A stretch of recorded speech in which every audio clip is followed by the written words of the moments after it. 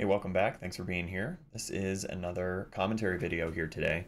Format's going to be a little different than last time. I did some more edits, cut out some dead time. I had to cut out some blurriness. This was shot on the same day as the other video, the slump video. And you can check that one out here. I'll put a card up in the top right. So same day, second match of the day. And I'm starting to find my stroke a little bit here, so definitely playing a bit better in this match. And just even with that shot there, you can see trying to drill down, trying to let the stroke out, trying to find my confidence again. So let's see if we can shape up this match. Let's see if we can take this one. We are into the second game. I took the first game of 8-ball. And in Masters, you lag to either have the choice of the game, 8-ball or 9-ball, or the first break. And my opponent here won the lag and chose to play 8-ball, which gave me the break. I'm going to be really comfortable with either game. I do prefer 8-ball in some ways, but we started off with 8-ball. I grabbed that first game, and I'm diving us here into this second game. Just to show this quick little run-out decision here, I had to play a nice long shot, pound over the far rail, and drift down to clear out these other balls. And now I had to decide off the 12, do I want to just stay down here below the 8, keep it simple, minimize cue ball travel? Do I want to come back around, try to pull around the 8-ball? Do I want to roll through the 12-ball and come up above the 8-ball up table? And this time, I'm just trying to make sure I'm getting these money balls down. I want to play confident. I want to let my stroke out, like I said. I was even, this day, I was experimenting a little bit with changing my pre-shot routine just slightly. So normally I'll take 3 practice strokes on the cue ball and 1 on the object ball and then 1 to execute. Today I was going 2 on the cue ball and then shoot. Like 1, 2, shoot. Sort of Earl Strickland style, but I wanted to test that out a little bit. So I grabbed that last game, trying to not get ahead of myself here. Coming into this next game, my opponent left me hooked. I did have to hit this jump shot. I was able to stretch and reach across the table. I hit the jump shot really well. I cut the 7 where I wanted to, but I put way too much draw on that ball. And this is just going to be kind of back to basics here. I'll have to practice the jump shots a little bit after that because I just didn't hit it very well. I was able to make the ball, which is nice, but I leave myself in a position where I can't really play the 5 or the 6. I have to play defense off the 4 and drift down table and try to limit his options. I'm tapping there on the table, so I'm showing sort of where I wanted to have ended up. But honestly, looking back on it now, I'm fine. I think it was completely fine to put myself where I am right now. But I think the intention was to get basically behind the 14, locking him in behind the 14. My opponent, by the way, is one of my favorite Masters player, a gentleman by the name of Gary, and I love playing against Gary. Super respectful, kind of old school style, great sportsmanship at the table. We have a lot of fun. We have a lot of fun playing together, kind of telling jokes, and always give your opponent space at the table. You don't want to be sharking them unnecessarily, right? Don't want to be talking to them while they're down on the shot, but between shots, there can be a little bit of back and forth, which is always fun. It's that social aspect, right? Something that we love about pool, that a lot of us love about pool. So he's got a difficult decision here. Does he want to play off the 14, which leaves me a potential shot on the 4, or play into the cluster? I think his decision was to try to leave the 11 in that cluster, tie up the 6-ball even more. And this works out because he didn't leave me really a line on the 4-ball. I have a look at the 6-ball, I believe, through the 13 and the 10 there. But what I'm looking at here is, could I possibly bank this 5-ball into this corner and bring the cue ball back down into the cluster for the 6? This is a pretty aggressive decision, but again, trying to find my stroke. Just got finished that last match playing through the slump. I cut away there because somebody knocked the cue ball off the table. I was laughing because it was distracting. I'll make a comment on that here in a second. So I just hit that really bad. I hit that bank shot really bad. You could even see, oh my goodness, you might want to rewind that one if you didn't catch that, but the drift on this table was out of control. So that 5-ball really curved off. And so now basically what's happening is my opponent's got to... We're just deliberating over where an opponent was for my teammate. So we're just pointing him over in that direction. But my opponent has to figure out this pattern. And there is a cluster here by the side pocket, so you have to immediately try to solve that problem. You want to get to that as early as you can. So is there a way to play this 15 and leave yourself here, a line on the 10 ball on the side? That would be nice, not having to travel the cue ball too much. He opted to dive into the rail and drift down for the 11 ball. That works. You clear up your 11 ball. You don't have to worry about playing to that later. If you're able to cut this 11 ball in now, there's a pretty good chance coming into this rail, you're going to bounce back down and you're going to have a line on one of these guys in the side pocket. I think he changed his pattern. He may not have liked the stretch on the 11 ball or the thin nature of that cut. So he opts for the 10 ball on the side. There's a speed control here. Nice touch. Now we are down table. You've got your option. I do believe the 12 ball goes in the side past the 6. I think that's what he's looking at right here. 13 goes in the side. It's a pretty thin cut. So you could play 13, 12, or 14. A lot of players will try to eliminate one half of the table and then sort of work their way down.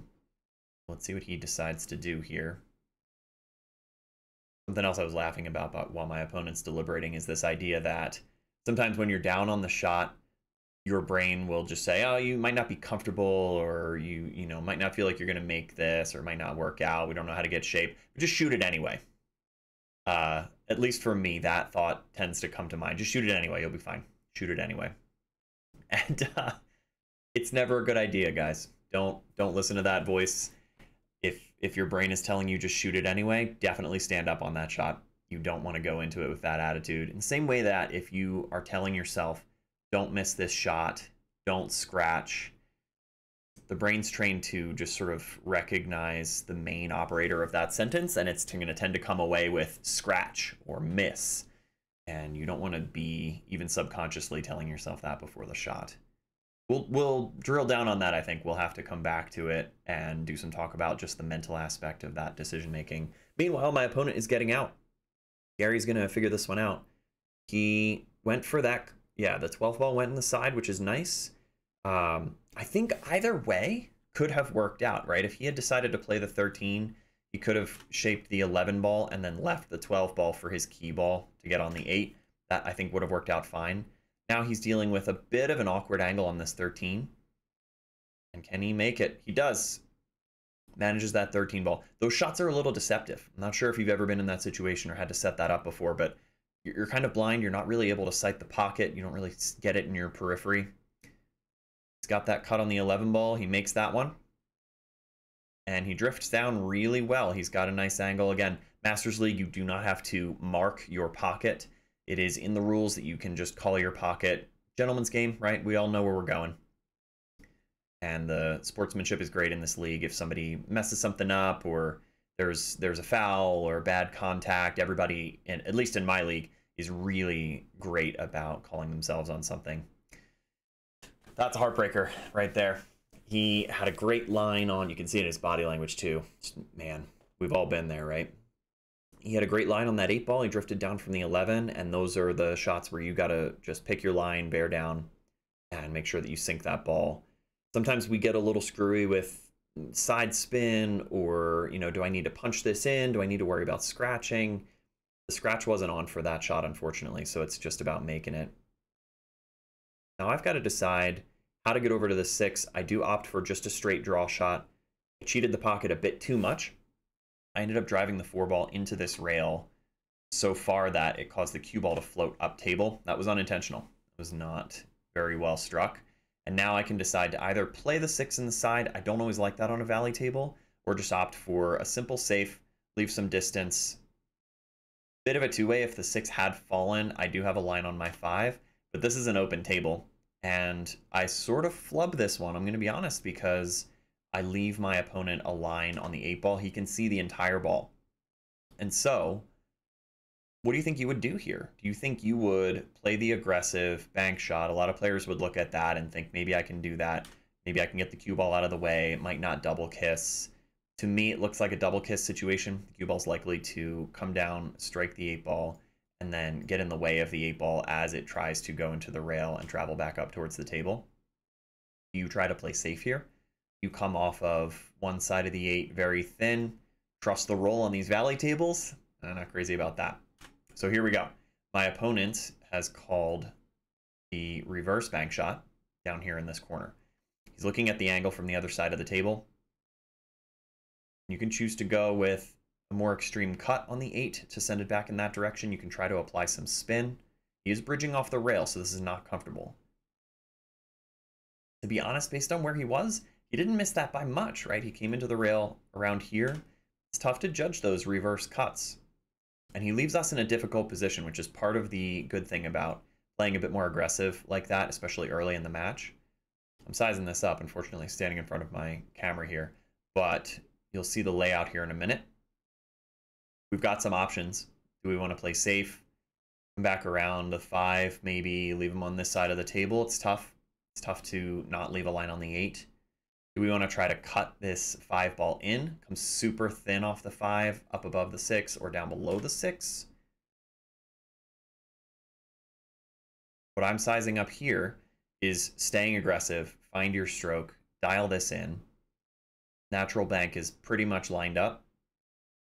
You pop this bank shot, and the cue ball tracks right into the 8 ball. This one felt amazing. My opponent was actually kind of cheesing over there.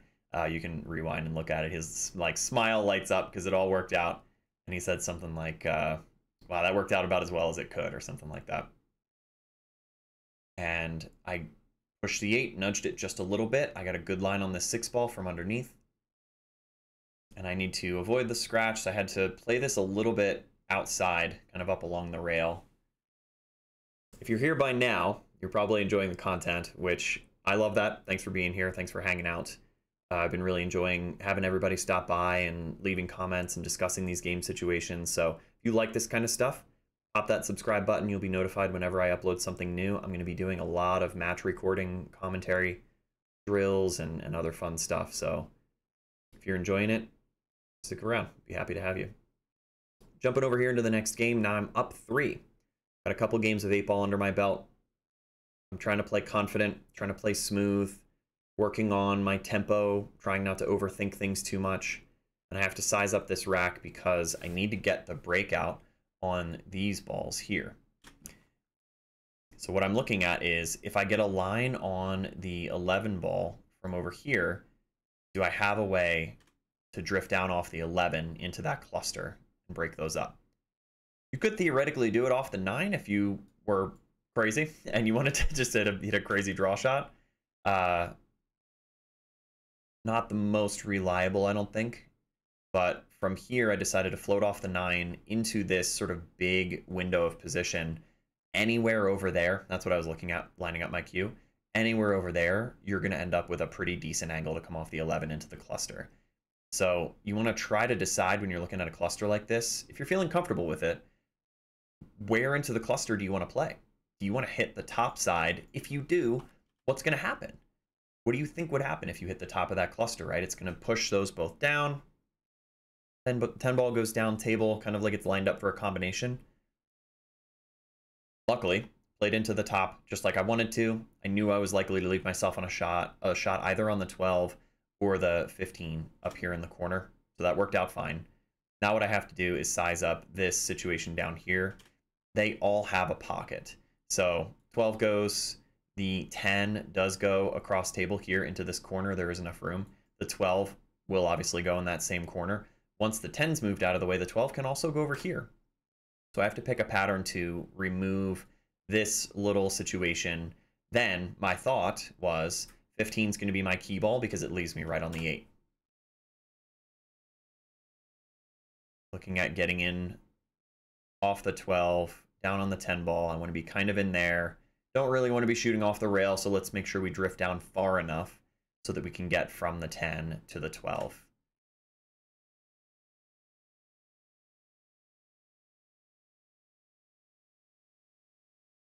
I float down, honestly not quite far enough, but the 10 ball is still very playable from here.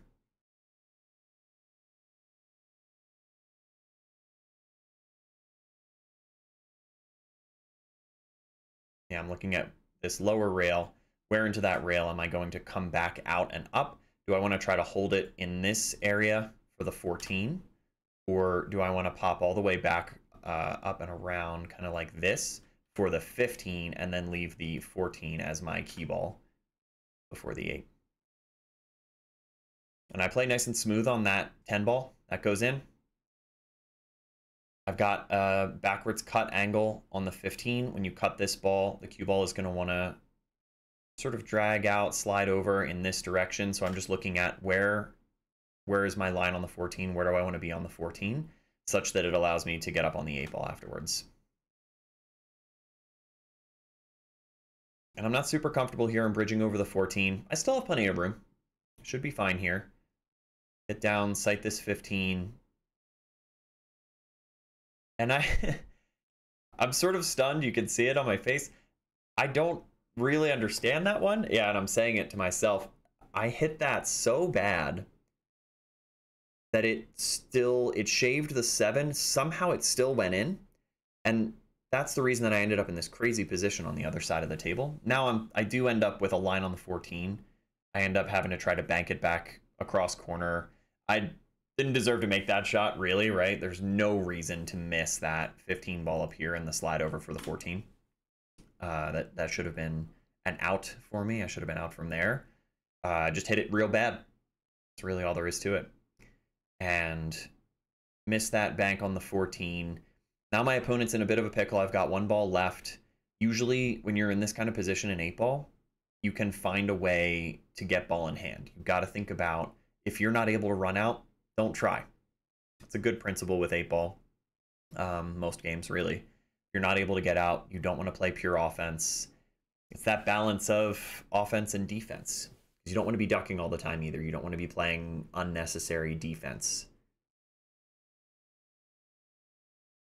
He is in a tough spot because he knows that I can get out of some tricky, safe situations. He's got to try to find a way to put distance between me and the 14 and get a wall of balls between myself and that shot. So he plays full into the 3. I like that because it controls the speed of the cue ball. And he pushes the cue ball over to the far end of the table.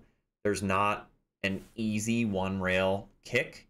You can go long, but it's hard to judge those because the 14's kind of out. It's not near a rail. You can come low here, try to kick from underneath. You have a decent chance of not only getting that kick, but playing him back safe.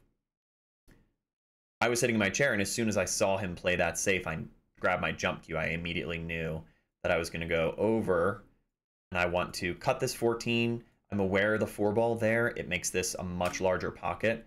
The natural angle of this cut, even on a jump shot, is to shape up here, to come back around here. I had enough room between the cue ball and the rail, which is nice. Pop that jump shot. I ended up overcutting it a little bit. The 4 ball helped me out. I kind of raised my hand a bit because the 4 ball helped me.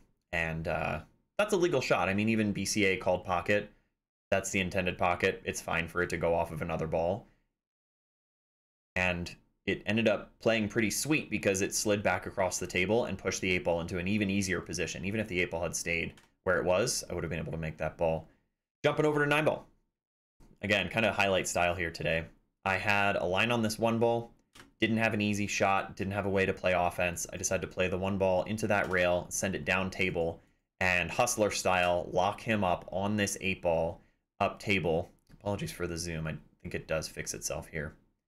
This was that same day where my camera was acting up. It should not be that way in the future. He's got to figure out, how do I get this hit on the 1 ball? There's no line in this direction or this direction away from the 8 ball. He does have to try to play a really touchy shot into the rail. He makes a good contact with the cue ball. It's not a double hit, which in and of itself is hard to do, to strike that cue ball without double hitting it. But he's not able to get a clean line away from the 8 and down to the 1 ball. I put him in an extremely difficult situation. And the focus starts stacked up again a little bit here, but you can see the 2 ball, 3 ball here, and I believe the 4 ball is laid up here in this corner pocket. So I'm trying to pick my line on the 2 so that I can easily get down over to the 3.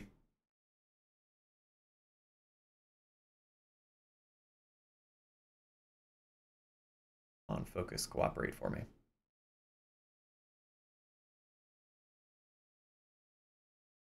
that's just a draw shot. One ball was frozen on the rail, but you don't have to do anything fancy on that one. You don't need any kind of side spin. You just need to make sure you hit good contact on the one. Yeah, it is the 4 hanging in this pocket down here.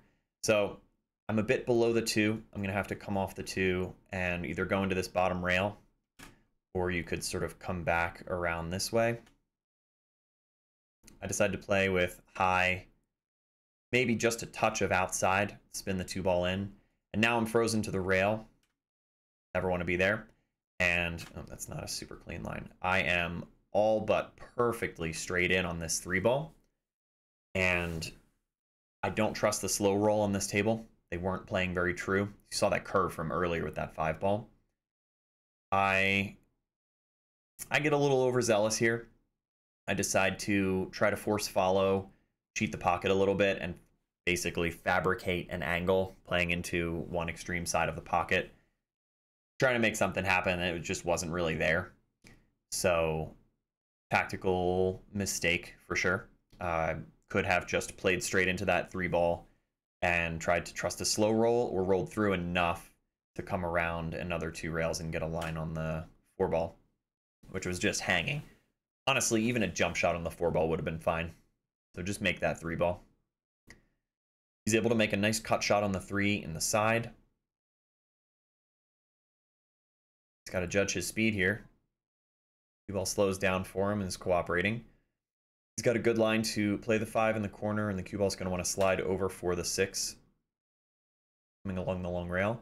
Now what he's looking at is this sort of weird position of the 8 and the 9. You can't make the 8 from over here, and the combo is not on.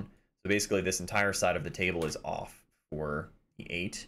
He knows he needs the right angle on the 6. Played that pretty well.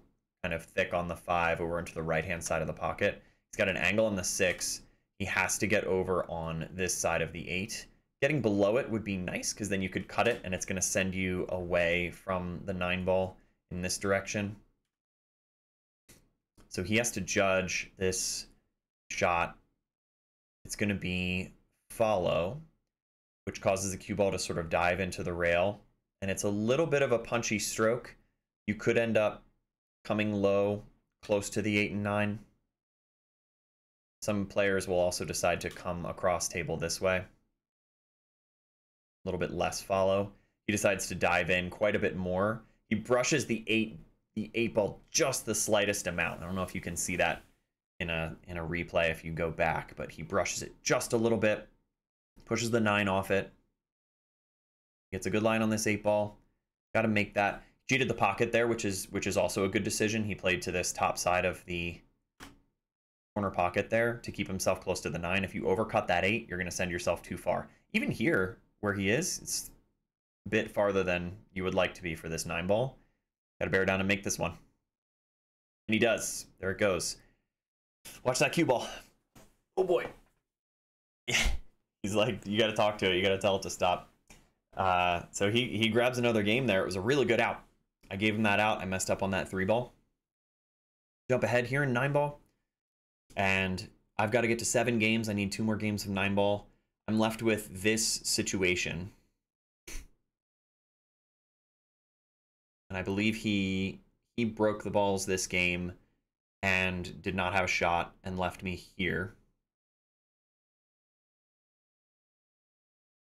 Nope, there are 9 balls on the table, so this is after the break and he didn't make anything. Left me here.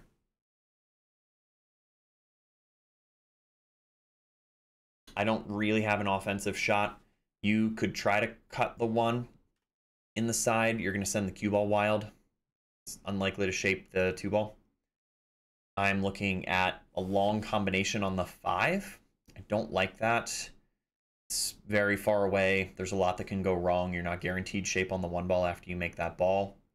I briefly consider playing the 1 into the 9, try to make something happen, but you're having to back cut the 1 ball down table like this. Cue ball goes up table like that. I end up going for cross corner bank and shave the 2, and the cue ball drives down into the 8 ball. Just didn't work out. I'm not really sure. I had a clean line on that one. Probably defense would have been a better decision in that situation. Ball in hand is such a powerful position. It's such a powerful advantage to have in these games. And so getting ball in hand in an open table like this in 9-ball, you really increase your chances of winning that game. So I leave him a line on this one. It would go. These valley table pockets are huge, and so you could theoretically play the 1-ball clean. He's lining up on this combination. You have to make sure you play this with the low, kind of easy speed. And unfortunately, we missed that one. That's a long combination shot. They're tough to line up. If you do play that kind of combination, you have to think about the speed such that it leaves that initial ball close to the pocket so you have a shot afterwards. It's not just about making that second ball. So I have to consider playing the 1 into the 8. The 8 does not go if you play the 1 first. I consider the carom here. That's what I opt to do, is basically spin off the 1 into the 8. And the 1 doesn't cooperate. I'm not sure I really gave that enough time to think about where the 1 was going to go. And now I am below the 1. I don't think the 1-ball goes in the corner. So I opt for simple safety, push the 1 over the other side of the table, and I put him behind the 9-ball. This played okay. I definitely could have left him a little bit lower. Maybe not necessarily on that short rail, but put him right up against the 9-ball. Especially when you're playing against a player who can jump. You're going to want to try to remove their possibility of jumping the ball. I left him close enough to the 9 that you can't jump this, but I did leave him a line on the 9-ball. So he had an edge to it, and he decides to play another safety here, which is good. Good basic safety. Just create distance between your opponent's cue ball and their object ball. One, I don't think it ended up frozen on that rail. I come down here to look, and I have to decide, do you want to play off the right side of the 1-ball and leave the cue ball under the 7? Or you want to play off the left side of the 1-ball, use this sort of wall of balls as cover? And typically you want to decide, am I moving the cue ball or the object ball? You don't usually want to try to play for both. I opt for hiding the cue ball. And it rolled out a bit too much on me. I still left the 1-ball in a good position because it's not playable from here. This is going to be one of those tactical battles where it's your safety game versus your opponent's safety game instead of just ball pocketing and position play. So he has to decide kind of a similar thing. Do you come off the low side of the 1-ball, send the cue ball around? Or do you come off the top side of the 1-ball and try to send the cue ball up table? He goes for the latter. Sends me way up table. That's well played. It's well judged. The speed was good. And I do not have a line on this 1-ball. I am blocked. So I immediately grab my jump cue because I know that this distance is very jumpable for me. And the first thing that I look at is the carom on? Can I jump carom the cue ball off the 1-ball into the 9 and drive the 9-ball towards that pocket? So I'm lining that up again. And the way it's set up right now kind of makes it look like both would go. That if you cut the 1 properly, it sends the cue ball over into the 9-ball. Some situations like this, you don't want to get too greedy because you might try to make both, or you might go for the 9 unnecessarily, and it might be smarter to just make that 1-ball get shape on the 2. We'll see how this shakes out. Lining up on that 1-ball. I know it's a bit longer of a jump, so I'm digging into the cue ball a bit more. Top down table, good contact on the 1. Just slightly missed that cut. It wasn't by much. And I think I probably should have just focused more on the 1-ball, made that. Shape on the 2 was likely to work out based on where the 2 was.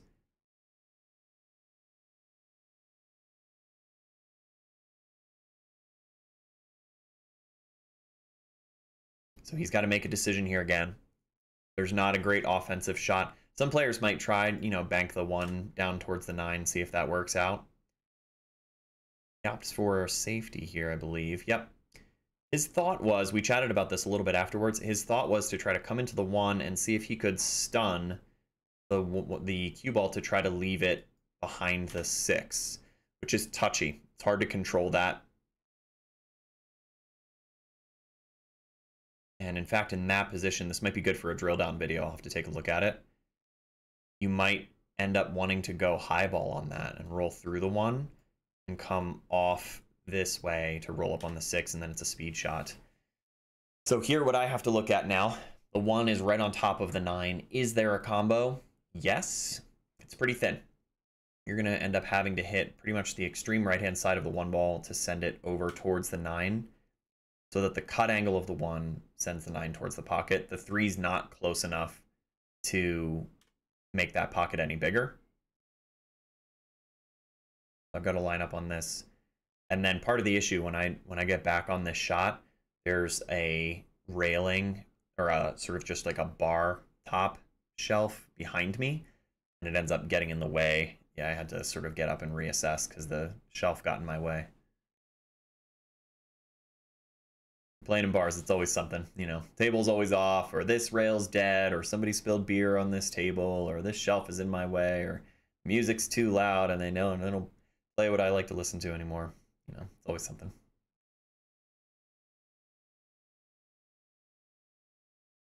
Nice. Yeah, made a good shot on that one. Cut the 1 in a good way. And that takes me up another game. In this case, I do not have that final game filmed. My battery died. I ended up going on to win this match. So, hey, if you're still here, thanks for being here.